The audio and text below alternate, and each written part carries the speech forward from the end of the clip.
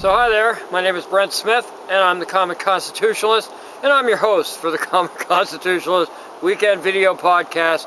It's cold as crap out here. It's windy, like we're talking 20, 25, 30 mile an hour winds. So I found like a cove in the woods, and I set up shop here, and hopefully this will get her done. Got a couple of topics today, one main topic, and the other one I'm just going to wing it. I don't have any script, I don't have any nothing, and we're just going to see how it goes. Because you know what, it's just too daggum cold out here to worry about it. But I really didn't want to do an inside video, and I didn't want to do an audio, so I'm out here toughing it out. So the least you could do is watch. Be right back.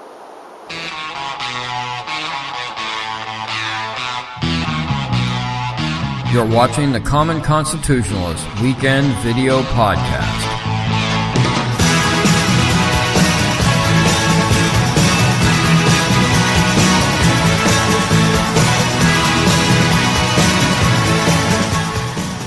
So welcome back. Two topics today are going to be climate change. Climate change is back in vogue, don't you know? And the midterm debacle. I'll see how far I get on the midterm debacle. I've already written several articles. Hell, everybody and their cousin's written about it. So we'll see how that goes. But I at least want to get to this climate change, global warming nonsense again. So with everything going on in the country over the last 2 years or so, the era of Trump, global warming, or climate change as it's called now, they obviously had to rename global warming climate change, and I'll get to that. But in the era of Trump, everything Trump has kind of, for the past couple years, sucked the air out of everything political, every interest story. Sure, there have been a few here and there, but you can't concentrate on anything because the following day Trump's going to tweet something, and then everybody's attention turns like squirrel, and it turns there, and then climate change goes away or whatever. So that's the way it's been. And hitting on this term climate change, don't you just? Yeah, I love the term climate change because it's so bloody universal. The problem with global warming is that, in my opinion, they didn't really think it through when they named it global warming. They didn't really give a thought to, if we name this thing global warming and it actually doesn't happen, then we've kind of put ourselves into a box called global warming. I mean, the minute the warming stopped or even slowed down, what do? There's no more global warming, so you can't call it global warming.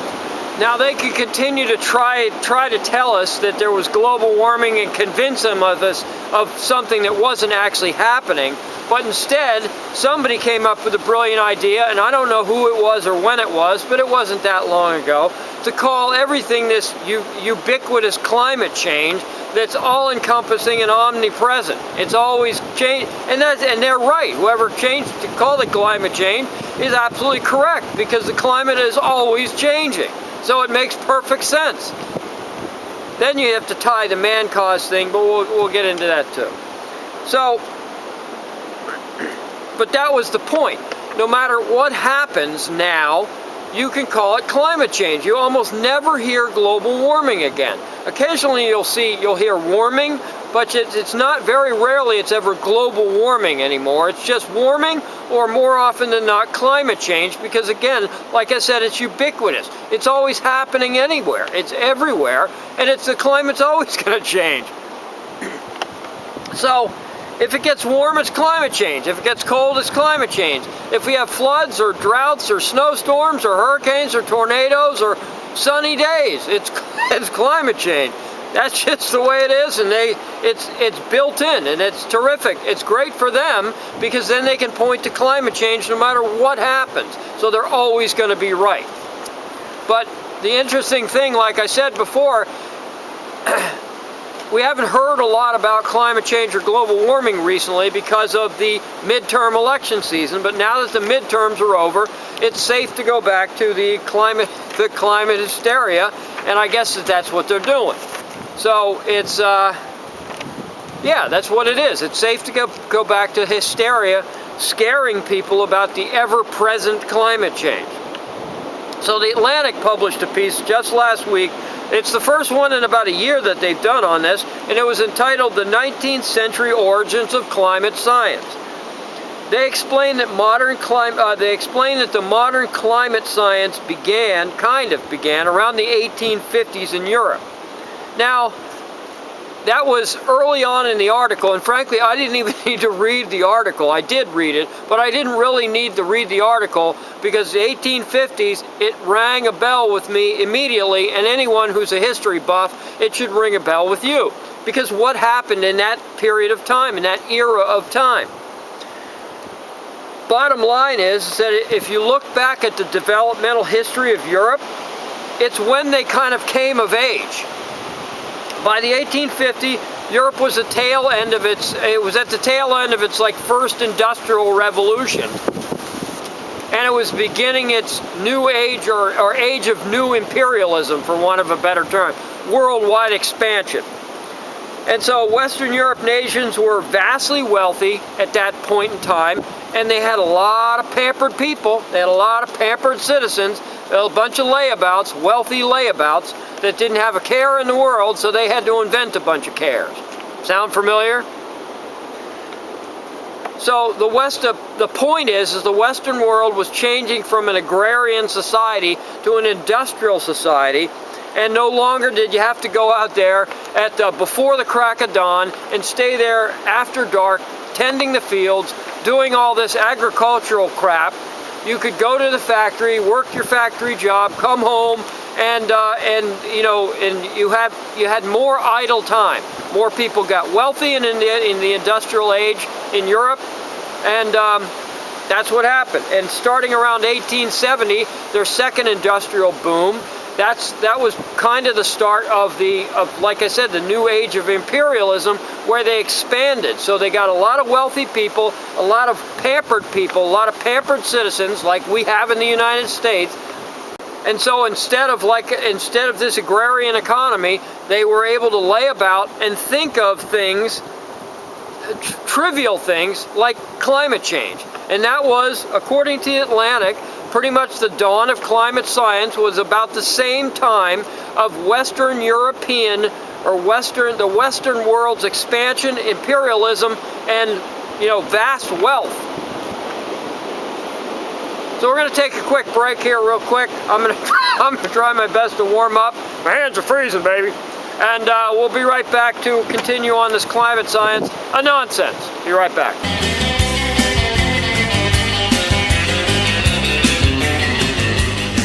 You're watching the Common Constitutionalist video podcast. Yeah, baby!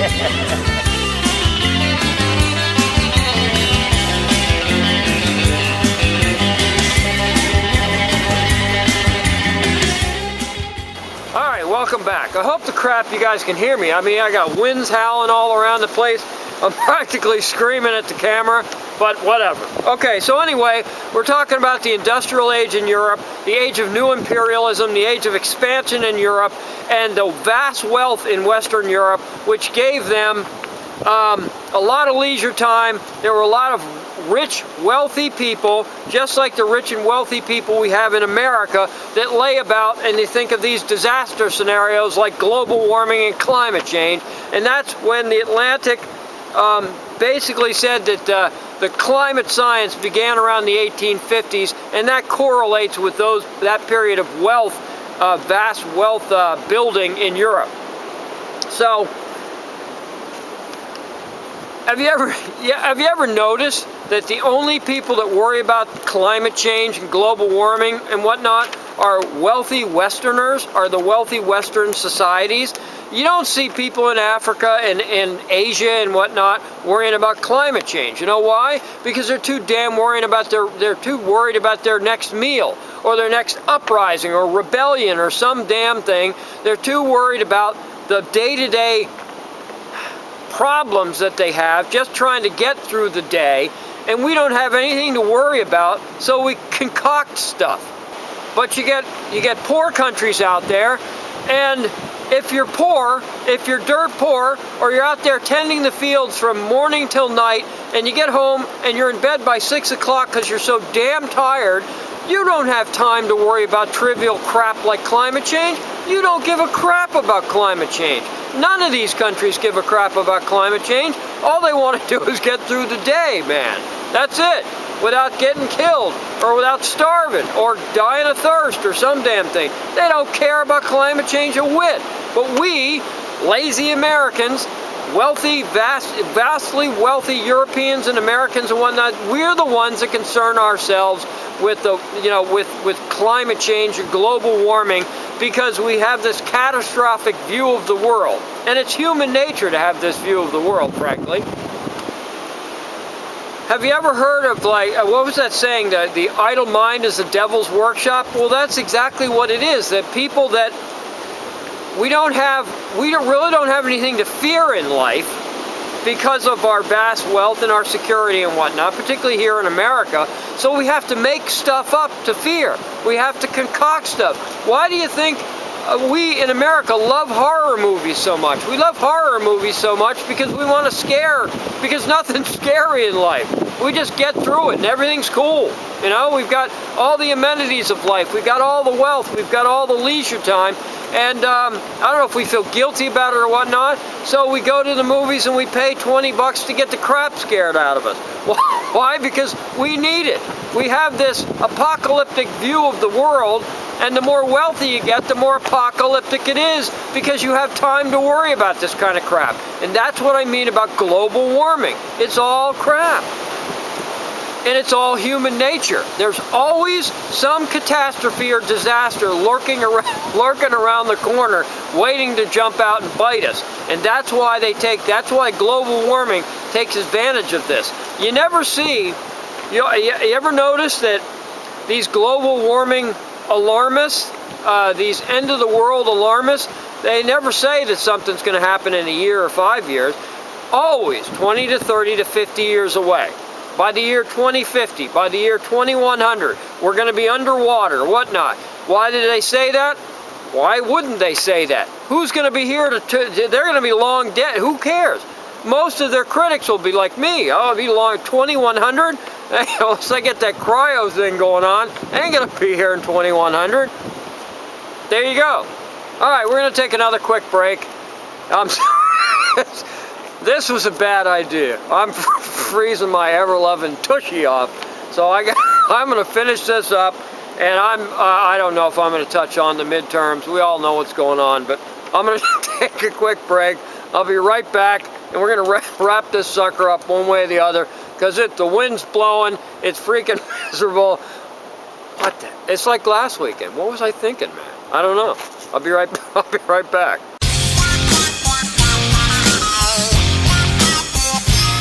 You're watching the Common Constitutionalist video podcast. Yeah, baby!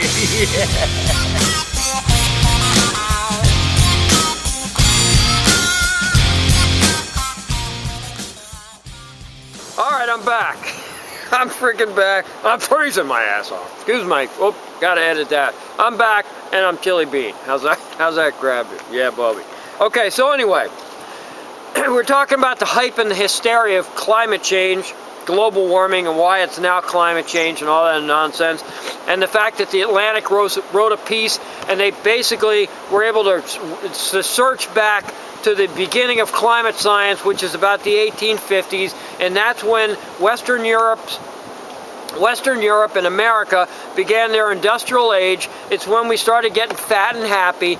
And it's when we didn't have to work as hard. We had a lot more downtime, a lot more leisure time. Idle hands are the devil workshop. Idle mind is the devil workshop. And that's when we start thinking of these disaster scenarios. Because if you don't have disaster befalling you, then there's something wrong, and you need to think about it. It's like a horror movie. There's always something going on right around the corner. It's the same thing in real life. It isn't really, but we like to think that is, okay? So anyway, a lot of you people have read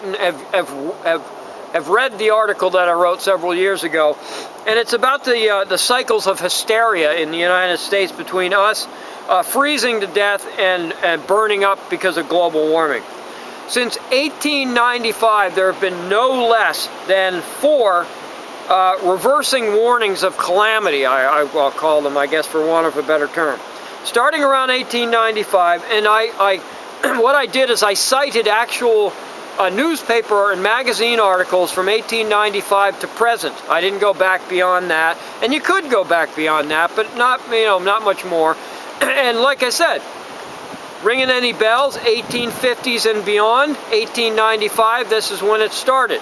Well, in 1895, we were headed, New York Times, we're headed into the next ice age. Swear to God, it's irreversible. Holy crap, the world's going to end. We're all going to freeze to death. And that's the way it goes in 1895. Well, a funny thing happened. Well, nothing frickin' happened. As a matter of fact, what it did is that the Earth naturally warmed, as it does from time to time. It gets cold and then it warms up again. And by about the 1920s, the same newspaper, as well as many others, were jumping on the bandwagon, started to decry global warming. That global warming was an inevitable event. We can't get away from it. The world's going to burn up. And through the 1930s, it was a damn disaster. It's unbelievable. Funny thing, nothing happened. We didn't burn alive. Nothing happened. Then, about the 1960s or so, it started to flip the script again, back to the next ice age, where everybody remembers the Newsweek. I think it was a Newsweek headline, or the cover of Newsweek, 1975, the next ice age. What a load of crap. And by the 1980s, back to global warming, which is where we are now. And then, of course, it magically changed to climate change.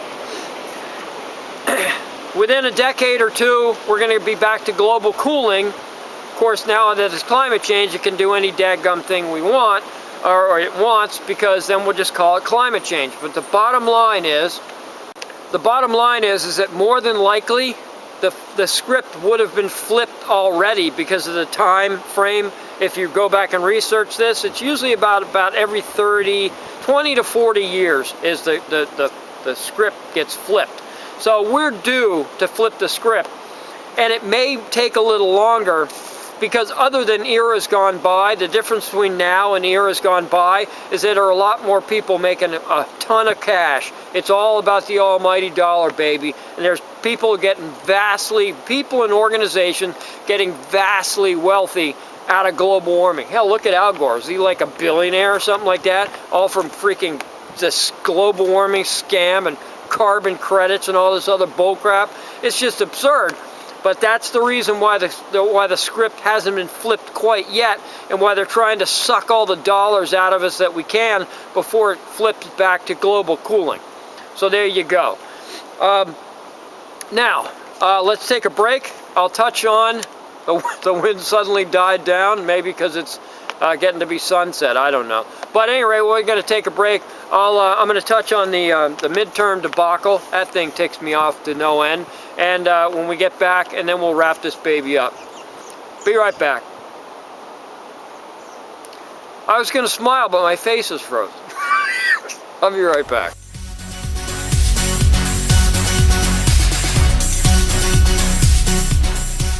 You're watching the Common Constitutionalist video podcast.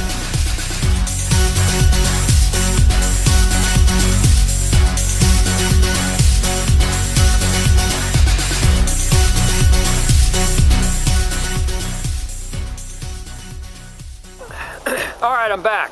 Matter of fact, I just checked my battery level, and maybe because of the cold, I don't know, but I'm running out of batteries. So, bottom line on this midterm elections, it's fraud. It's Democrat fraud once again. Once again, it's frickin' Florida. I can't believe it, but I can believe it. And I gotta tell you, President Trump should get the Justice Department involved in this thing. I don't know if he's illegally allowed to send the FBI down there and just crash the party down in Broward County and Palm Beach County and just seize all the paperwork and just put these people in shackles and perp walk them.